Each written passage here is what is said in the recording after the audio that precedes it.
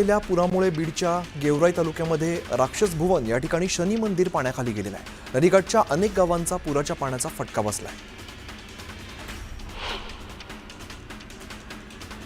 जालना जिल्ह्यातल्या शहागड परिसरातून वाहणाऱ्या गोदावरी नदीला पूर आलाय। नदीकाठच्या गावांना सतर्कतेचा इशारा देण्यात आलाय। जायकवाडी धरण भरलं असून धरणाच्या 18 दरवाजांमधून पाण्याचा विसर्ग सुरू आहे। सोलापुरात छत्रपती संभाजी महाराज चौकाजवळील पुना नाका या ठिकाणी ओढा ओव्हरफ्लो झालेला आहे। नाल्याच्या प्रवाहात रिक्षाचालक वाहून गेला। सोलापूर अग्निशामक दलाकडून वाहून गेलेल्या रिक्षाचालकाचा शोध घेतला जातोय।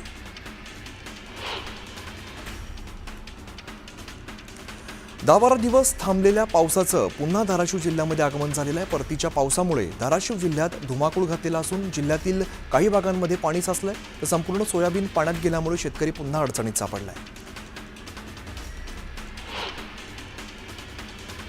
छत्रपती संभाजीनगरच्या लोहगाव या ठिकाणी तांडोळी रोडवरील पाझर तलाव ओव्हरफ्लो झाला। डोंगर वस्तीवरील रहिवाशांच्या घरामध्ये पाणी शिरलंय। वस्तीवरील शेती ही सुद्धा पाण्याखाली गेल्यामुळे मोठं नुकसान झालंय।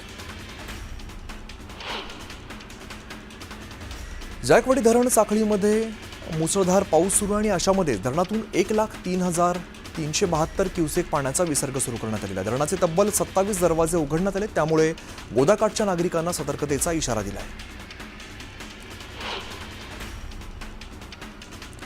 छत्रपती संभाजीनगरच्या पैठणमधील विहा मांडवा या ठिकाणी नागरिकांच्या घरात पाणी शिरलंय। घरातील जीवनावश्यक वस्तूंचं मोठं नुकसान झालंय।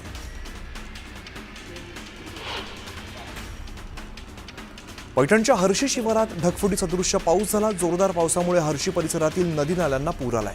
परिसरातील सर्वच रस्ते जलमय झालेले असून वाहनधारकांना या पाण्यातूनच प्रवास करावा लागतोय। चंद्रपूर शहर आणि जिल्ह्याला मुसळधार पावसानं झोडपून काढले, त्यामुळे जिल्ह्यातील सर्वच नदी नाले दुथडी भरून वाहत आहेत। इरई धरणाचे 7 दरवाजे उघडण्यात आलेत। इरई नदीच्या पाणी पातळीत मोठ्या प्रमाणात वाढ झाली आहे। रहमतनगर आणि सिस्टर कॉलनी भागातल्या काही परिसरात नदीचं पाणी शिरलंय।